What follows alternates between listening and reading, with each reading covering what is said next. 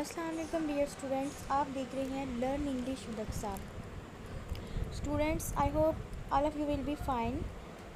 So it's my first class with you. इंशाल्लाह I will try my best. सबसे पहले तो आपको पता होना चाहिए कि एक सेंटेंस में और एक फ्रेज़ में क्या डिफरेंस है, क्योंकि मोस्टली हम कंफ्यूज हो जाते हैं सेंटेंस में और फ्रेज़ में। सो सबसे पहले let me tell you that what is difference between a sentence and a phrase. Sentence किसे कहते हैं, सबसे पहले मैं आपको ये बताती हूँ। सेंटेंस क्या है? अ group of words which makes complete sense. इधर से हमें पता चल जाता है जब वो कह रहा है विच मेक्स कंप्लीट सेंस, मतलब कि अल्फाज का ऐसा मजमुआ जिससे पूरी बात समझ आ जाए। A group of words which makes complete sense, which are giving us complete sense, मतलब हमें पूरी बात की समझ आ जाए, उसे क्या कहते हैं? Sentence. For example, I am Pakistani, तो आपको समझ आ रही है ना। इसी तरह अगर मैं आपको कहती हूँ कि डू यू वर्क हार्ड, तो इससे मैं अगर किसी से पूछ रही हूँ तो उसे भी समझ आ रही है कम्प्लीटली, और मैं जो पूछ रही हूँ मुझे भी सेंस है कि ये पूरी बात है जो मैं पूछ रही हूँ, पूरा मीनिंग दे रही है ये मेरी जो बात है, तो इसे कहते हैं सेंटेंस।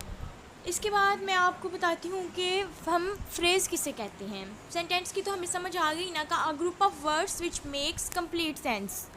तो फ्रेज़ क्या है? फ्रेज़ है अ group of words which makes sense but not complete sense, जो सेंस तो बनाती है थोड़ी बहुत लेकिन कंप्लीट सेंस नहीं, मतलब हमें पूरी बात की समझ नहीं आती। फॉर एग्ज़ाम्पल, अगर मैं कहती हूँ ऑन द टेबल, तो इससे मुझे कुछ क्या समझ आ रहा है? नथिंग। ऑन द टेबल क्या?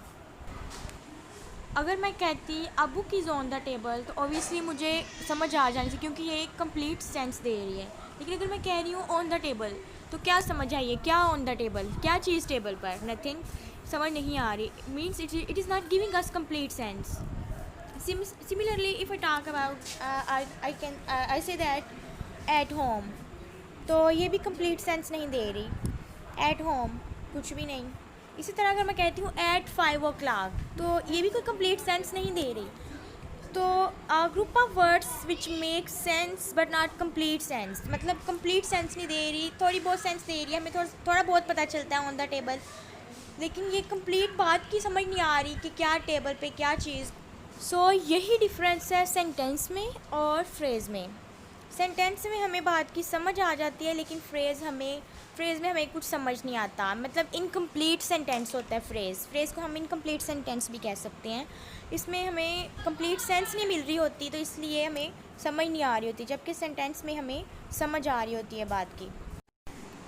सो स्टूडेंट्स, ये मेरी आपके साथ फ़र्स्ट क्लास थी। इंशाल्लाह हम 30 डेज़ में इंशाल्लाह आप इस काबिल हो जाएंगे कि आप अच्छी खासी इंग्लिश बोल सकेंगे।